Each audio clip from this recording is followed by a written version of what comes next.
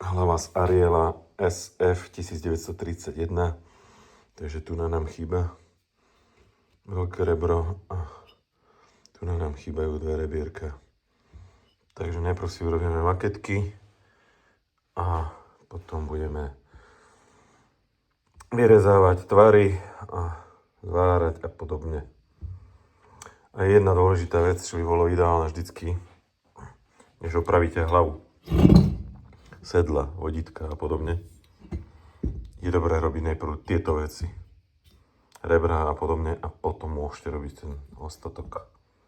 Takže to len toľko na margo. OK, dve rebra sú nachystané, tvarovo nám pekne sedia. No a keďže rebro je vždycky do takého, ten vrch je zužovaný, nie je rovný, hlavne tu je potrebné si to vypodložiť, aby keď to rebro potom bude stať kolmo, tak bolo vlastne tak mierne rovnobežne, pretože keby som to položil na tú rovnú platňu, tak ona bude vlastne bude takto dole. Čiže ja ho potrebujem dostať do tejto roviny, čiže v tejto časti sa podkladalo. Takže uhol už máme dobrý. No a ešte nám ostáva toto jedno famózne rebro, to bude ešte radosť. Hlavne to tam potom privariť, pretože ten prístup je úplne že zlý. Takže snáď sa to podarí.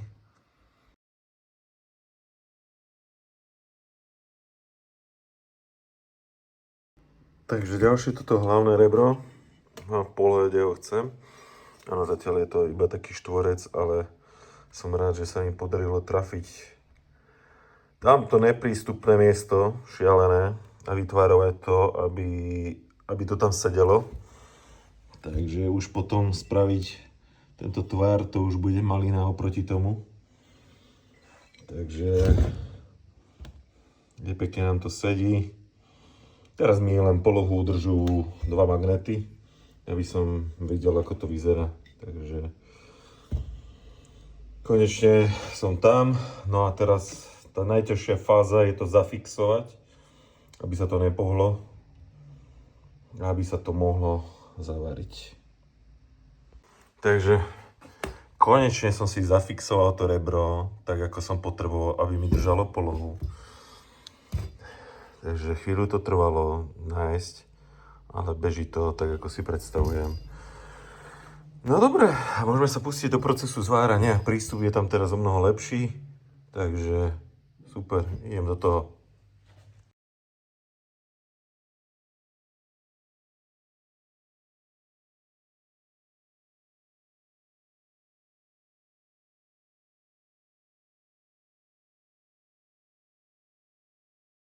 Takže je to naspäť v peci. Hlavne to zlé prístupné rebro. Veľmi zle sa to tam zváralo. Dlho sa to nahrievalo, lebo aj tá hmota, nie je to ako keď nahrievate časť rebra, ktorá má hrúbku steny 4 mm, ale toto bolo vlastne tá krajná časť išla celkom dobre nahriať a tá, čo je išla už blízko k celkom tomu hrubému odliadku, strašne dlho to trvalo.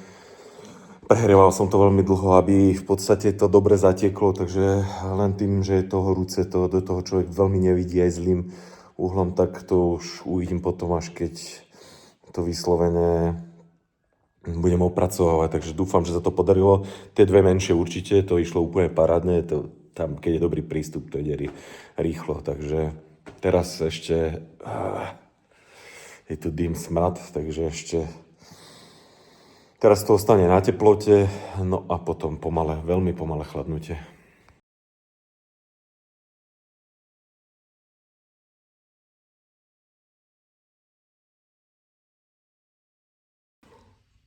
Prvé skúšky. Wow, všetko drží. Teším sa, no. Už len vytvarovať. Paráda.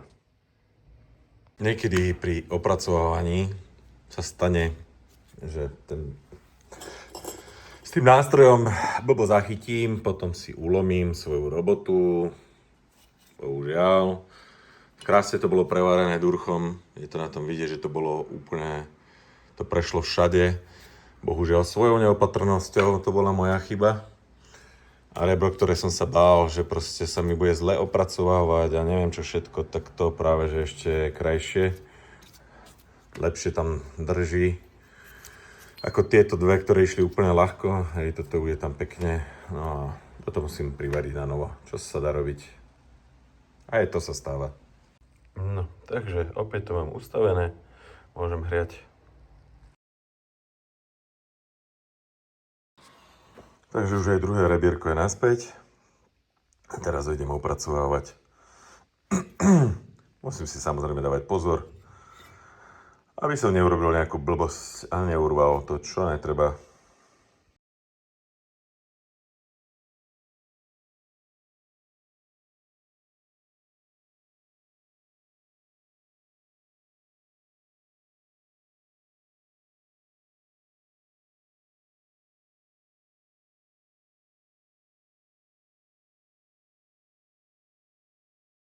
Takže nalakované a teraz ideme vypáliť.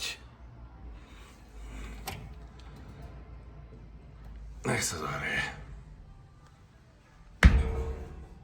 Neviem, či to zaostri, ale sme na teplote. Tam je hlava. Vypalujeme. Farbu máme vypálanú, teplota bola parádna. No ale musíme počkať, než vychladne. Radšej sa jej budem až zajtra chytať.